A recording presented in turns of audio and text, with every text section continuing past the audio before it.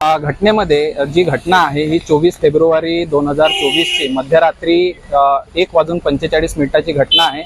या घटनेमध्ये रितिका मालू उर्फ रितू मालू ही माधुरी सरडा समवेत सीपी क्लब मधून मर्सिडीज कारने निघालेली होती व 1:45 तिने एक ॲक्टिवाला डॅश दिलेली आणि त्या डॅश मध्ये दोन जे युवक होते ते मृत पावले।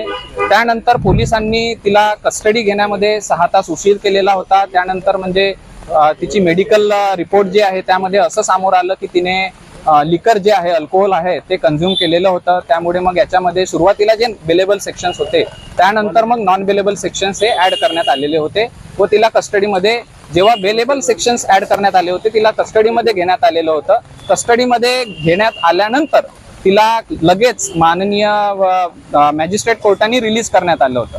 पण रिलीज केल्यानंतर जेव्हा मेडिकल रिपोर्टमध्ये हे समोर आलं की तिने दारू प्राशन करून तिने गाडी चालवलेली होती, त्यामुळे ह्या घटनेमध्ये जे नॉन बेलेबल सेक्शन आहे सेक्शन 304 हे ऍड करण्यात आलेलं होतं।